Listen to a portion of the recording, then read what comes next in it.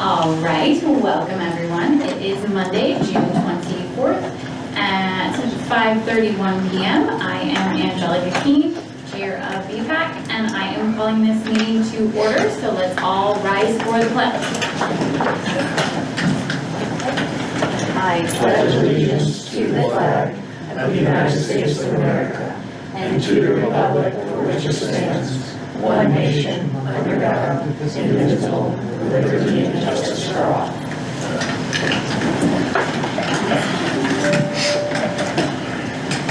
Okay, a few housekeeping reminders before everybody speaks. If you could just remember to use your microphone. Also, we are recording, right? Yes. Okay, perfect. That's the other thing. So after that, any public comments?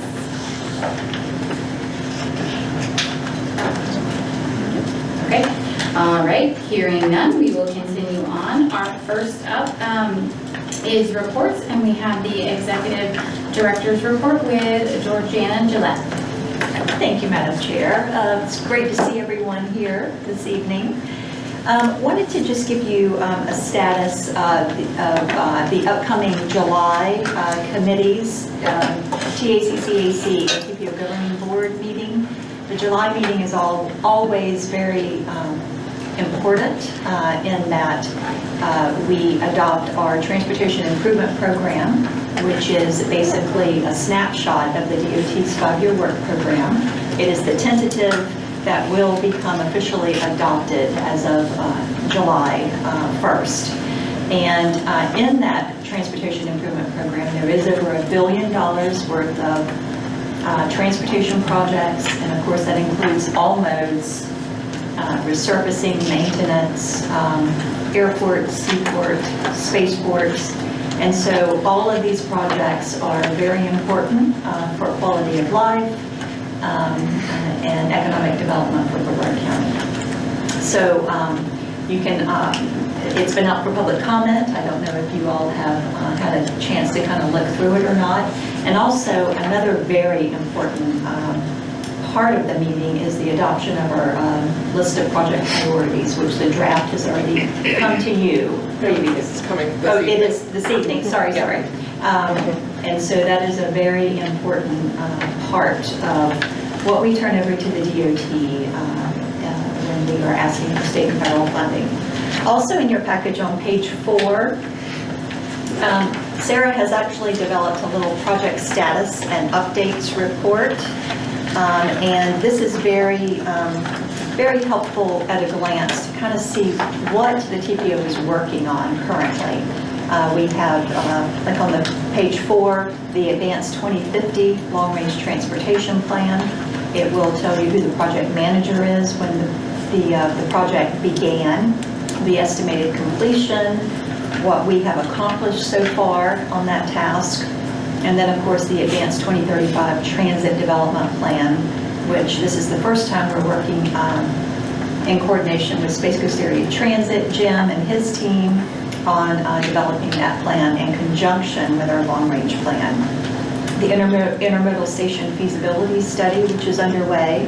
And then on page 5, I'm not going to go through all of these, the Southern Brevard Trails Master Plan. That's Debbie's project that she's working on, and the North Merritt Island Pioneer Trail, which is Sarah's project. So needless to say, we're very busy, and just wanted to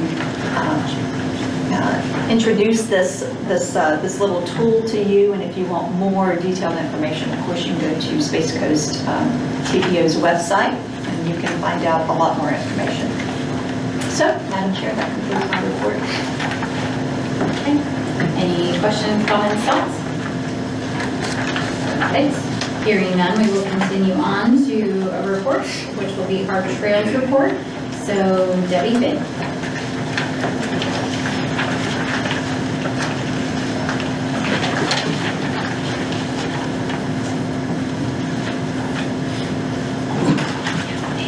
Good evening, Debbie Flynn, Transportation Planner. I'm going to give you an update on the North Merritt Island Pioneer Trail Feasibility Study and the Southern Brevard Trail Master Plan. For the North Merritt Island Pioneer Trail feasibility study, the following are the completed tasks that have been completed thus far. The field review of the preliminary alternatives. The project team began refining alignment, began reviewing utilities and drainage, and began preparing for July's project team coordination meeting. Upcoming activities include starting the environmental and resiliency assessment, start the efficient transportation decision-making planning screen, which is Florida's procedure for reviewing the qualifying transportation projects to consider potential environmental effects in the planning phase. It provides for early identification of potential project effects and informs the development of scopes for project advancing to the PD&E phase. The next project, the Southern Brevard Trail Master Plan, the completed activities have been the draft trail system hierarchy and topology, the draft trail network recommendation, which includes maps and tables identifying segments, hierarchy, topology, and network alternatives. And the maps will include trailhead location for recommendations. Web map was developed for stakeholders to provide their feedback. Conducted stakeholder meetings with Florida Power and Light and Indian River County MPO. Upcoming activities include the draft recommended trail network, conduct stakeholder meeting with St. John's Water Management District on July 10th. Our next working group meeting is scheduled for July 17th to go over the draft trail system hierarchy and topology and trail network recommendations. And the Southern Brevard Trail virtual and in-person open house will be early in mid-September, and those will be sent out to everybody when they come available. Okay, any questions, comments, thoughts? Nope, okay, oh, Alan? I just have one. Microphone, please. Great work. I was just wondering, are there any preliminary maps that are going to be out there as far as the study area? Yes, I'm sure you used them during the Yeah, we're going to presentation. have our next meeting on the 17th, and we want to have our stakeholders review that before we post them on the project website.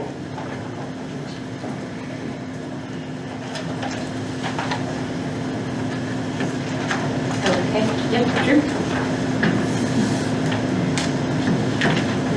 Just real quick, question as far as your progress so far with talking to these entities, can you report any of that back to us, or do we have to hear that? Again, I'm on the outside on that. I'm real curious how that was going so far. Well, they're going very well. They just wanted to educate what our process was, and we had to let them know that these are lines on the map for the future, and what that process entails, such as with Florida Power and Light, for an example, we'd have to go through the jurisdiction, whoever is applying for a grant in the future to implement these trail alignments, wherever we decide, they would have to work with Florida Power and Light on their process to get that trail implemented, but they do have guidelines that would have to follow. They did not say no, but they would just have to look at the process and go forward with that. It might cost more than normal, and it might be an area where Florida Power and Light might want to use that area in the future for their own lines, and it might not be safe to use in the future, but they don't know right now if that's certain areas are going to be used or not. So when that time comes to apply for a grant and say it's in Florida Power, I'm just giving an example of Florida Power and Light, if it's on that area, then you would have to follow the process, and they'll let you know if they can approve it or not at that There time. might be some limited duration access within the grant allocations. Yeah. Where it's 10 years, and after that, they're going to have to reassess Yeah, whether they can because, provide. they reassess their areas every 5 to 10 years, where they want to have their lines or not have a future line or not. All right, thank you. Yeah. Which Drew, prior, so as Debbie mentioned, she has her working group meeting in July, and then she'll be doing the public meetings in September. I've written down on my BPTAC agenda planning board that she'll come with an update to the BPTAC prior to, so it'll be that August meeting. We'll include an update not here's what we've done, but actually going into the details of here's the draft, map, the draft typology, draft hierarchy, and a similar but less detailed presentation of the working group we'll receive in July. Great. Not yet, Debbie. Okay. On the southern trail, looking at your pictures, areas look pretty wet. That hammock that you have down below, that looks kind of wet. I'm familiar with hammocks. And then when you're partnered in St. Johns River Management District, is that trail going to be for lowlands? Well, we're working on that right now, the topology, to see if trails can be in the canal area or not, because of the water, but there's trails in other parts of Florida that do have trails, and there's certain times of the year you just know you can't go there because they'll be underwater. Yeah, well, looking at the pictures, I'm Yeah. familiar with the hammock area in Seminole County, the black hammock, and this reminds me of that. It's if you're going out there, expect your feet to get wet Yeah. at certain times of And year. we do have blue ways too. Look, I don't know what picture you're looking Now, I at. see the but picture yeah. up above, it's Yeah. kind of with But the the kayaks. kayaks, and that's our blue ways, that's another. And that's picture. kind of where I'm coming from. It's, you're showing the blue way, and then you're showing the wet area, which in the wintertime is absolutely fantastic. So there's Yeah. uses for it, I just wanted more clarity of, because I know southern Brevard County has a lot of uplands too. But this particular part of the trail is going to be more on the west side. Yeah, certain time of the year it'll be dry, and certain time of the year it won't be. And that's all I had for you, some Yeah. chit chat. Yeah. Okay, thank you. So before we continue on with our next report, I just wanted to welcome a new member. Lexi Miller is joining us from Cape Canaveral. So I'm just gonna- Lexi. So continuing on, we have the FDOT report with Stephanie Phillips. Hey, good evening, everyone. Since I saw you last, a couple things I could share with you. We wrapped up the Mobility Week Bike Lane Design Contest. So Gulfview Elementary here in Brevard County was a winner. So those kids, they designed the bike man symbol like you see in a bike lane, and we put those down on the ground at school. And we also took that opportunity to give the kids some a bike safety presentation. It's very interactive. They always have a good time. Shelby was out there at that presentation. So we wrapped that up for this year. So we'll be taking nominations for other schools for the next Mobility Week, which is the last week of October. So if you have a school in mind, you can email it to me. I'll take this moment to say if you email Stephanie Moss, I'm not going to get it. My last name changed, so it's Stephanie Phillips now. If you would like me to give you a card, if I haven't answered your email, that's why. So just take note of that. In May, we had our Central Florida Safety Summit where we introduced our Central Florida Strategic Safety Plan. And the short description on that is we're going to continue to really focus on infrastructure, but we're also going to ask ourselves, what else can we do? So if you would like information on that, I could certainly send that to you. The last thing I could share with you is that next month, the Florida Pedestrian and Bicycle Safety Coalition meeting will be in Orlando. I believe it's July 23 and 24 at City Hall. Shelby usually attends that as well, but you're always welcome to come as a guest if you'd like to come and check it out. It's a very large, powerful group of people who really care about the safety of people who walk and bike, and a lot of good work happens there. So, thank you. Okay, any questions, comments, thoughts? Okay, Pete? So Stephanie, in your email, all I have to do is put .Phillips. Yes. And you'll Perfect. get- You gotta go get it. Yes. All right, so continuing on, our next up on the agenda is the approval of the meeting minutes from the April 29th minutes. So can I get a motion to approve the minutes, or does anyone have any changes, suggestions, thoughts before we do? I move to approve the minutes as written, no changes. I'll second. All right, Carl seconds. Excellent. All those in favor, please say aye. Aye. Okay, any opposed? All right, so the minutes have been approved. Our next action item is the draft 25 list of project priorities. Sarah, come.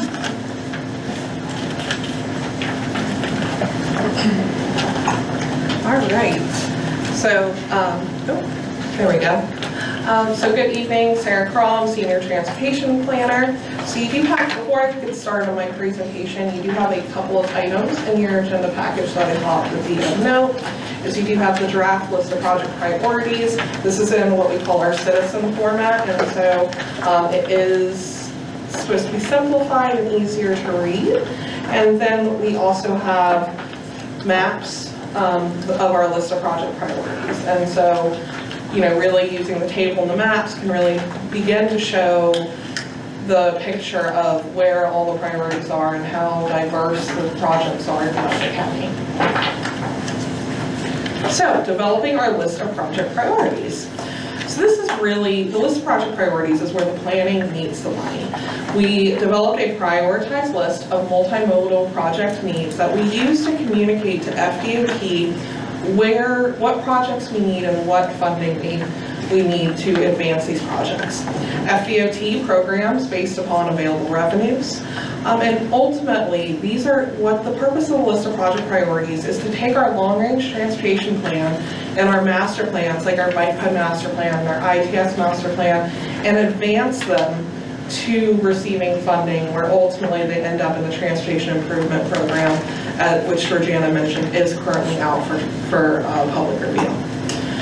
When you're thinking about the list of project priorities, I know everyone has their pet project. I mean, I have that one intersection that I dread driving through, but really what the list of project priorities is supposed to do is supposed to advance our region into a transportation system of tomorrow.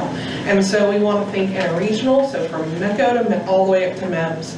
And these projects should add value to the transportation system and our community.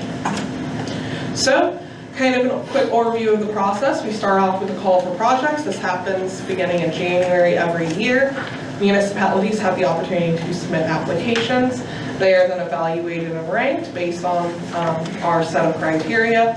We then adopt it in July, and then following adoption, we submit it to FDOT. FDOT reviews any new applications. If the project looks like it's going to move forward with funding in the next several years, then they will actually meet with the locals. We will then begin project programming, where we coordinate with FDOT through a funding table to make requests of where our federal and state funding goes. FDOT takes all that. They try to program as many projects as possible. They develop their work program, and then ultimately the projects are either implemented by FDOT or through a local agency program project.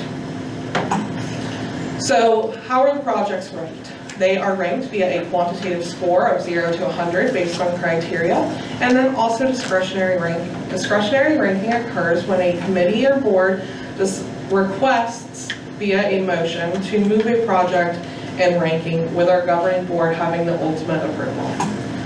The summary of the screening criteria basically is follows our governing board strategic plan and our long-range transportation plan goals. So we have safety, targeting high crash and high-speed corridors to address our largest safety concerns. Transportation land use, improving access to community resources, schools, activity centers, and economic drivers. Sustainability and resiliency, improving drainage, stormwater, water quality, or considering sea level rise or other impacts. Innovation, these are projects that improve travel time reliability or unique solutions such as ITS, roundabouts, any kind of new and innovative technology. And then multimodal, which is specifically addressing bicycle, pedestrian, or transit needs. So what's new this year? So there was some edits to the current list. And so we moved the intermodal station from the planning into the regionally significant, because the planning is underway, as well as also the design funding is starting to come in. And so we want to be able to express the proper phase. The I-95 Malabar project was added, or rather the CIS list tweaked the I-95 project to specifically call out I-95 Malabar because they're having serious safety concerns, and that project has been advanced to have a PD&E funded. We updated the estimates. We updated phases based on if things have been funded for a various phase. And then some of the scores were updated based on the latest state of the system and high entry network. So maybe the capacities increased, or maybe they began to experience more crashes or less crashes or less capacity. There were 2 new projects, and they were 2 grant-funded projects. So the first one is the Emerson Road Safe Streets for All project, submitted by Palm Bay. This grant has already been submitted, and basically it was focused on improving safety along Emerson Road from Malabar to Culver via sidewalks and lighting. And then the Railroad Crossing Elimination Program, which it is not eliminating any railroad crossings, it's improving railroad crossings, that's just the name of the program.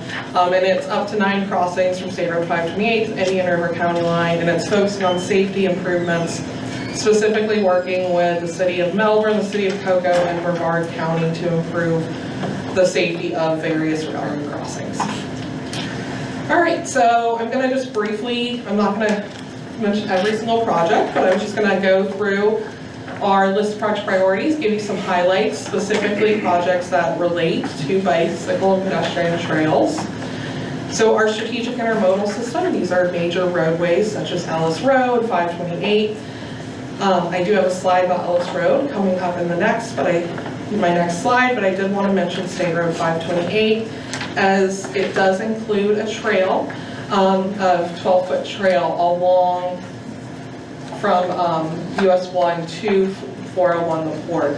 So this is something very unique to actually have a trail included along a limited access roadway, and it'll be a 12-foot separated trail.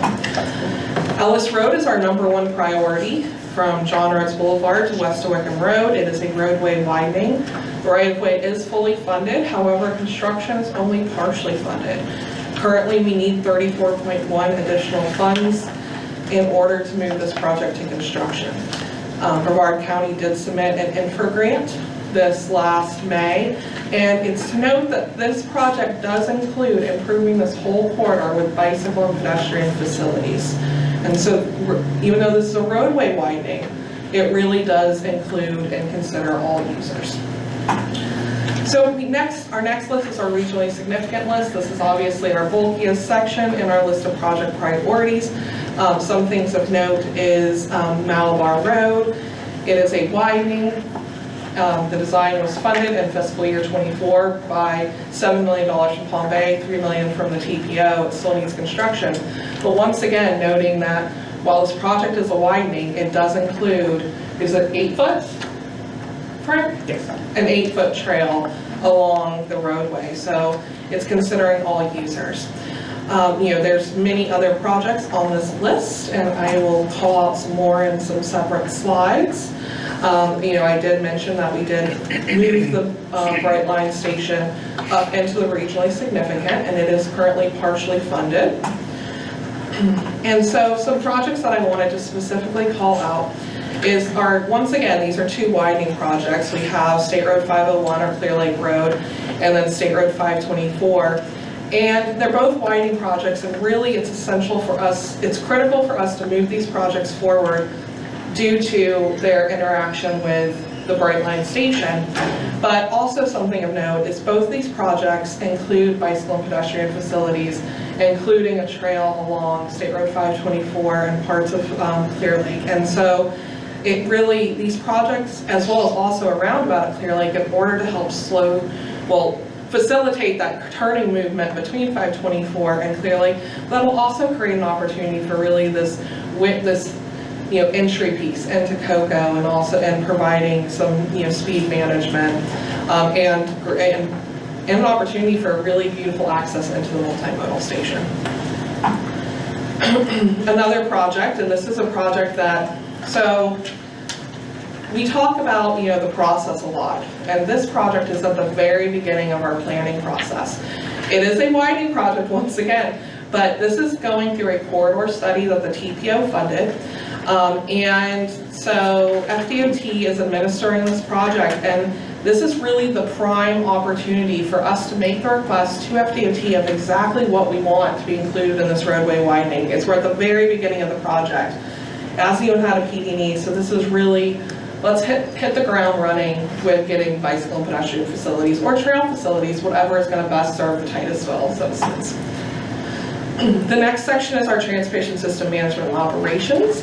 And so this is really focused on ITS, and right now a lot of our ITS infrastructure is pursuing signal timing and fiber, and basically making sure that all of our signals are connected and talking to each other. Specifically, our number one is the Traffic Management Center, and the design is wrapping up. Construction is expected to begin sometime this year.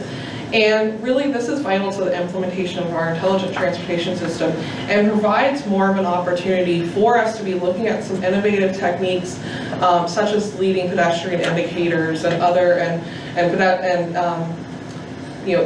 AR and stuff that can actually acknowledge people in the crosswalk and give that advanced warning. So it's really the brains of a potential robust ITS system. Next, the bicycle and pedestrian. So every single one of these projects is related to the BPTAC. Something though that I always think is very interesting is when we look at this list, it is so many roads on the state road system. And so really there is a need to have this focus of filling in the gaps on our state road system. One project though that we did recently fund is the Jackson Avenue Complete Street. They will actually be coming to you guys to present in August about their project. And this is supposed to be a complete street through the city of Satellite Beach. Design is wrapping up. Construction's funded for starting July 1. Next is our shared use network, or Sun Trails. And so these are projects that specifically are on the Sun Trail system. We do have the Space Coast Trail from Minwar to Maryland National Wildlife Refuge to Kennedy Parkway. This is part of the Coast to Coast and St. Johns River to Sea Loop. And it is fully funded for fiscal year 25. So money is available July 1. So hopefully in the next year we'll actually see the groundbreaking for that project, which is 2 years earlier than it was originally funded. So very exciting. Another project that I wanted to specifically call out is the East Coast Greenway on US 1 from State Road 50 to Grace Street received Sun Trails funding for design.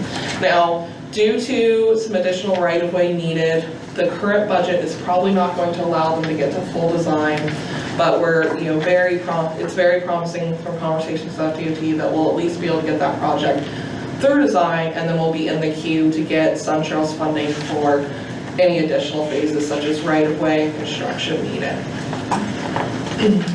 So we have multiple planning studies that are underway. Some, to mention is the long-range transportation plan. Obviously will include bicycle, pedestrian, trails facilities. The Dixon Boulevard Complete Street feasibility is really looking at that corridor from a very holistic, very complete streets, very considering equity in all users. And we'll be able to keep you in touch with that. And then of course the Southern Brevard Trails Master Plan.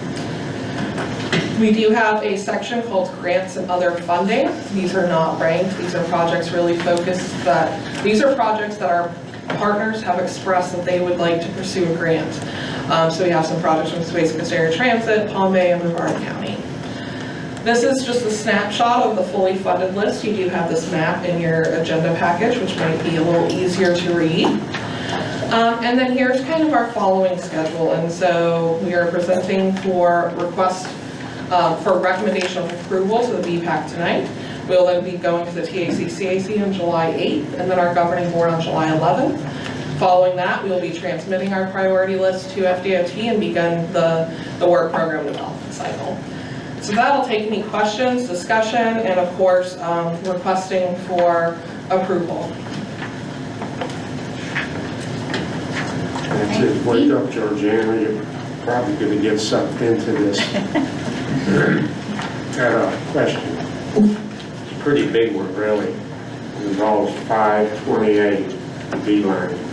Now, back when the 401 bridge was being discussed, it was also mentioned that 528 would have to be constructed concurrently because the bridge would have to tie into 528 to make it all work. I see a date on the bridge, but I don't see any dates on 528. And I know 528's been hung out there in space due to the fact that Brevard County made it so hard to build that they just shelved it for a while. And you've been doing everything you could to keep it on the front burner, because it's a very important road to Brevard County. But when I see a date on that bridge of 2029, and I don't see any dates on the B line, brings my question, what's going on there?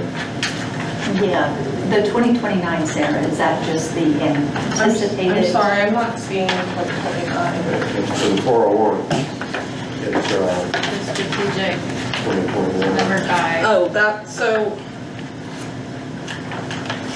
that is specifically unfunded, so that is the year that it's in our long-range transportation plan, is 2029, but that project is not funded. So that, if you look, it says unfunded phase, construction 2029, $129 million. So there is no date of construction. But to your point, Keith, that, at least it is in the cost feasible plan of our long-range plan. Yes. Whereas 528, the widening of 528 is not in the cost feasible plan, meaning that over the next, 30 years, there's no money to widen 528, according to the DOT central office. And so that is the challenge. And we have spoke with Secretary Tyler about a month ago, and one strategy that the department has is potentially going after a mega grant, a US DOT discretionary grant, to possibly put 528 and 401 together. But you need to have a 40% match, 40% non-federal match to go after that grant. So therein lies the problem. And so I think they're looking at all options here. We don't have a $500 million laying around. Apparently not. So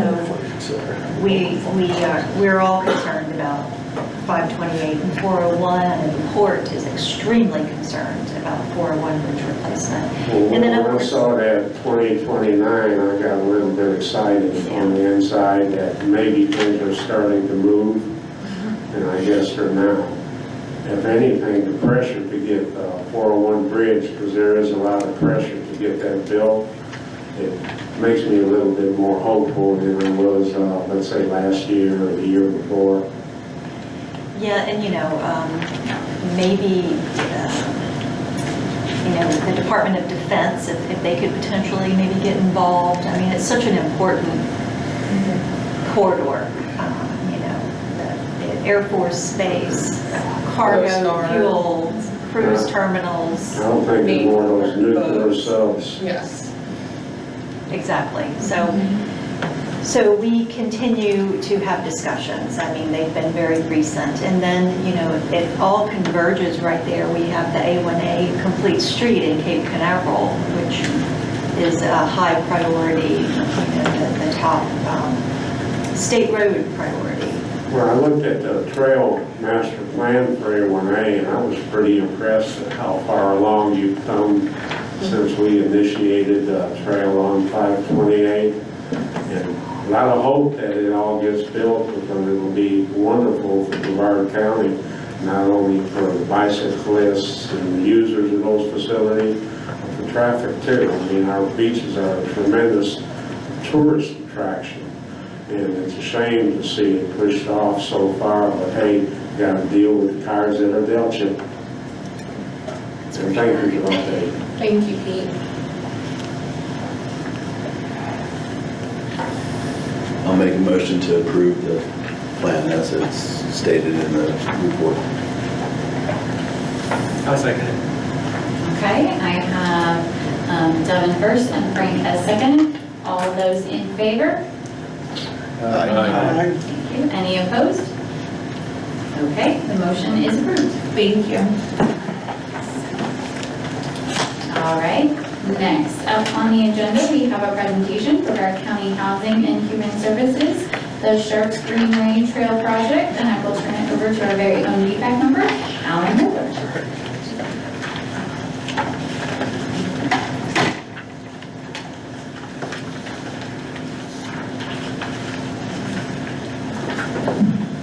Afternoon, everybody, or early evening. It's a pleasure to be here tonight to kind of deliver on show you what we deliver with some of our projects at the Housing and Human Services Department with Brevard County.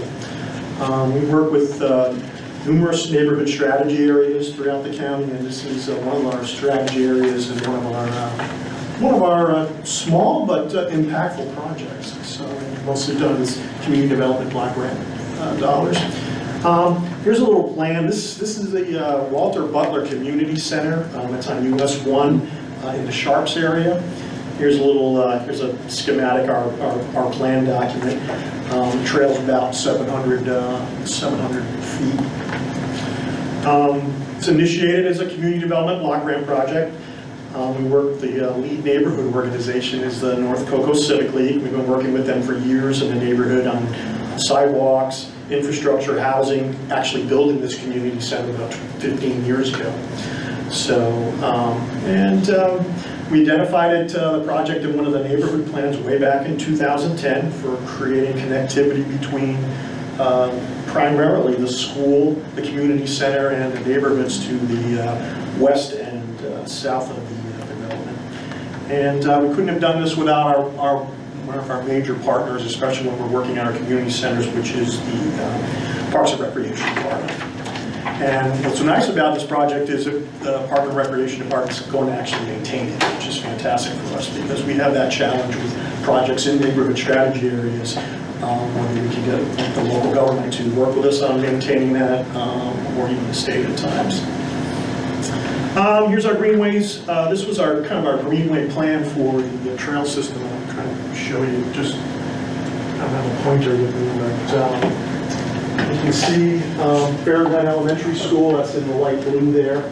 Walter Butler Community Center is directly across the street from that to the east. There is a bridge, a pedestrian bridgeway that connects Fairglen Elementary.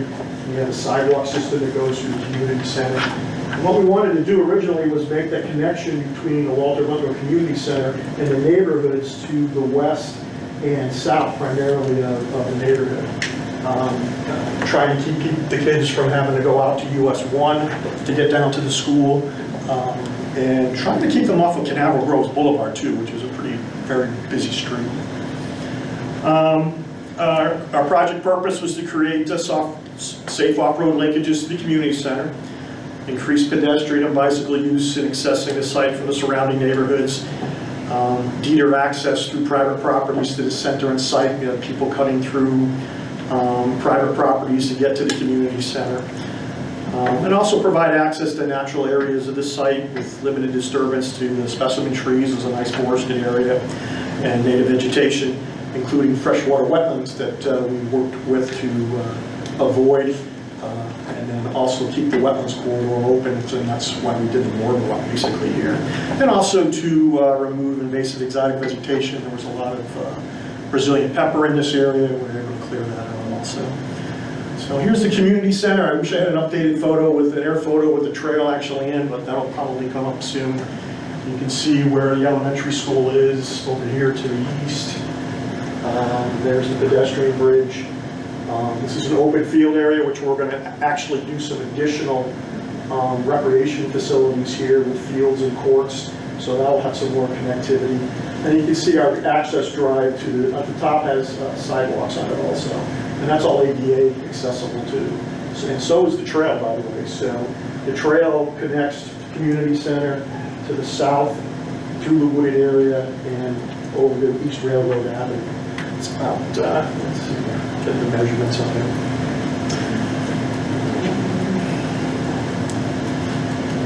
Here's some of the work that we had to do with it. We had to do the preliminary planning, site evaluation, went through some alternatives analysis, trying to find a corridor that worked without taking out too many native trees. We really wanted to keep the shaded corridor in place.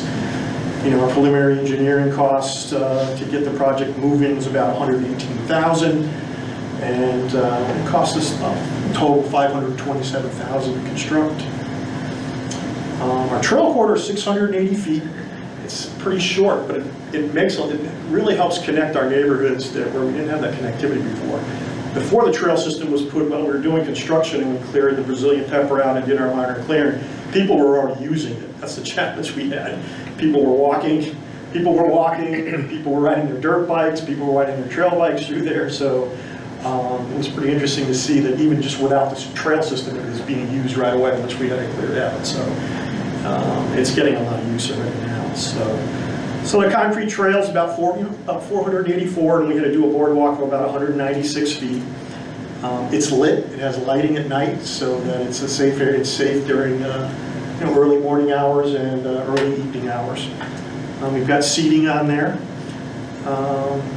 Project impacts provides a corridor linkage to the elementary school and up to East Railroad Avenue. We've got a low-income street that it connects to. Railroad Avenue is pretty low volume, so we have a lot of bicyclists and pedestrian access that go up to Canaveral Rose Boulevard, so that keeps people away from the US 1 intersection. We're starting to see new single-family developments surround this community center.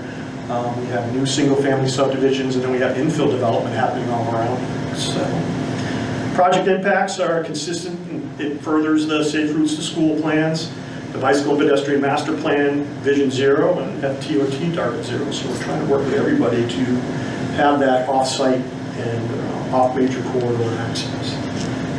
So that's about it. Anybody have any questions? Yes, sir. That's right. Wow, excellent project. Looks really great. Congratulations on it. Thanks. I do have a question on you mentioned that there is lighting within it. Was that done through solar, or did you go to FPL to get there's certain projects, I know you can work with them on FPL. Yeah, we have the existing electric grid right there at the parking lot, so we connected from right to the community center, so it's FPL. Follow the trail. Yeah, and Parker Rex paying the light bill, but Okay. we use some super energy efficient lighting, for the towers, and then for actually the boardwalk is lit up at night too. So Is that low down, or is that? yeah, it's low down. Okay. And it's actually this is a historic dune system where the community center sits on. So those pocketed wetlands that are there are pretty unique actually. And a lot of wildlife. The wildlife are using the corridor too that we made easier. Once you cleared it out in the sand, right? There was a wandering male black bear, bobcats, and there's actually bobcat prints in the concrete because they were walking on it before the concrete even here. And so that's we've got a family of bobcat tracks in there, which is kind of very interesting to see. So, and we're getting a lot of use. The thing we haven't seen yet, and we will possibly see, is these brand new subdivisions next to that, I think are going to be interested in connecting in directly to the trail system from the end of their streets. So we may see some golf cart use, but it's wide. It's the boardwalk and the trail is wide enough for that. We made it thick enough so that we can accommodate some of that because we have a feeling that may happen. But there's some ATV use and there's some dirt bike use, but it's mostly bike and pedestrian for the most part. So we do have some of those other uses, and we're going to monitor that. The other thing we have to do, and we will be doing, is putting some fencing in that will reduce the temptation to go down into the wetlands and into the swale areas there. So we did used a lot of native vegetation and mulching. We planted native vegetation in that swale area, but we going to keep people from tenting to go down in there with their different vehicles. So that's about it. Yes, sir, Craig. Oh, just congratulations, really nice little project. And basically, I think just for all of us to keep in mind, like you said, it's only 680 feet, but we're all thinking, I'm always trying to think big picture and looking at maps and Google Earth and how do we get from Grant-Walk area where I live to Palm Bay in downtown Melbourne. We got to try to do that, but these little projects make a big impact for the people that live near them. Sometimes they may be easier to pull off, and we get a lot of little projects done. Then it's a matter of finding a way to link these little projects together, and it turns into a big project. So no project's too small to think about. Yeah, thanks, Craig. Yeah, our gap here is along Canaveral Rose Boulevard, where we're trying to connect from East Railroad all the way to the regional park, which is a little further to the west. We've got one gap left between the new subdivision that's popped in on north side of Canal Rose Boulevard and our partners with FEC. So trying to get a safer crossing at that location with sidewalks is something we want to keep working on. It's actually one of our projects, but we'll see how far that we get. So we're almost there with that. And then I think the other project that we could be looking at that's a small project, maybe along Camp Road from the railroad tracks to US 1, where we have, that's the edge of our neighborhood strategy area. So it's another project we're looking at potentially doing. It might be a small project, but we'll get people off the roadway corridor into that intersection. So, thanks. Yes? Yeah, and if I remember correctly, that community center has day camps for the schools, including teenagers. So it's a pretty active little place. And you know, just to give them access from there to US 1, and then we're talking about that connector trail from South Brevard all the way to North Brevard. And of course, these things happen down the line. But it also gives access to the future trail where they can either go south or north and pedal till their legs can't stand it anymore. But anyhow, back to the community center, that's a lot more active, and that's why I'm mentioning it than anybody might imagine. So that's a pretty neat little thing where they can get to US 1 from the community center. That's interesting, Pete, because right near the school, you've got the river, you have the riverfront. Yeah, riverfront roadway access, well, that's a biking trail, and that's an attractive location. And while we're looking, and that's a good point, while we're looking at master planning the rest of the site at Walter Butler, we're looking at potential bathrooms and restrooms for lower down on the site, away from the main buildings, for when there's activity. So, you know, there may be a potential for this to be a trailhead of some type that, you know, that links in that, and look for partners with that. But that's a good point. Do 300 feet at a time and get the job done. So there's some possibilities there. So when we do our master planning, we'll kind of take a look at that and see who the partners might be for that type of bathroom. Maybe more of a trailhead location, because there's going to be some parking down there also along the out front there with the trail, so with the additional recreational fields. Trailheads are always in short supply, especially with restrooms. Yeah, if we can get a partner to maintain that, but it's something to think about, because this is a good look. You know, this is again, that connectivity we've made is good, and we want to keep building on it. So, thanks. Well, thank you. Yeah.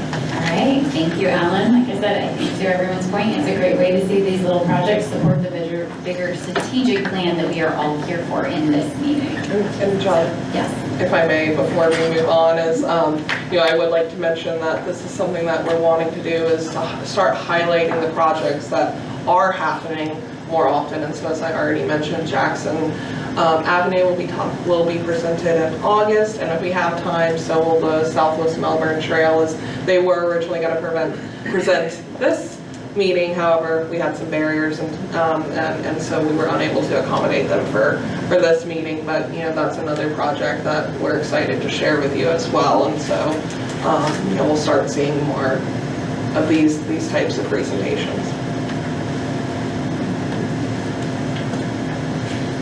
Okay, so we are next up on our agenda is member comments. We will end. We have plenty of Oh, time. never mind, we have plenty of time. Never mind. Member comments. Never mind. Keep it short. All right. I was going to say that, and I'm like, just kidding. No. Yes, here.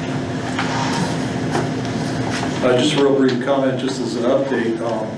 The Trails and Greenways Committee, Town of Malabar, was very pleased to learn from the RTCM, the regular town council meeting the other night, that it was approved to get what we're calling a fire well to be installed at the Eagles Nest Trailhead, which is on South Murray Street, South Malabar Road, along the South Brevard Master Trails plan, the Alto, the whole corridor.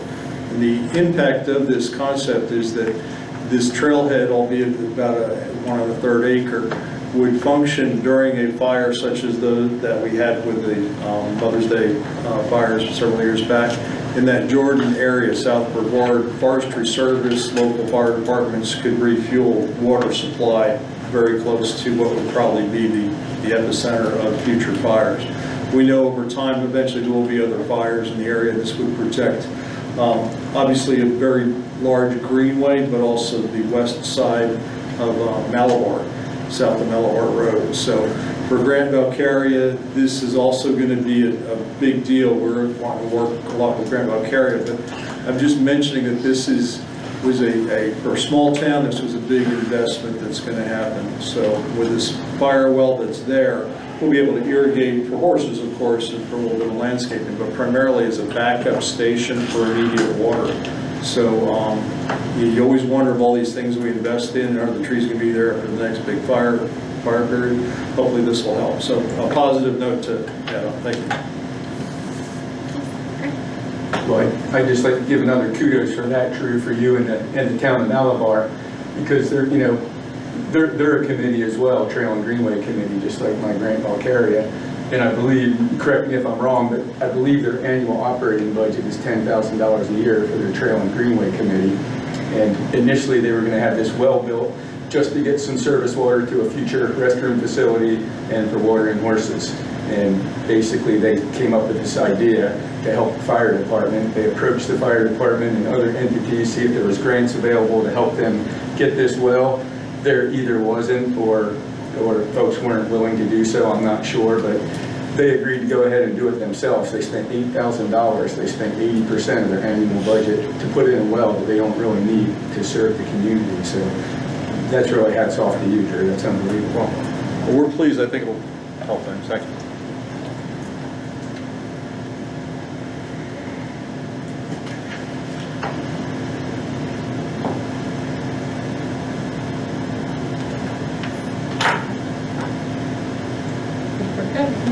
Okay, hearing absolute silence, just wanted to make sure. Because the next thing on the agenda is to adjourn. So I wanted to make sure I gave that good long pause. Hearing no other comments or suggestions or feedback, we're going to, okay. We are adjourning today. It is currently 6:22, so I'm going to give you back some time in your day. Our next meeting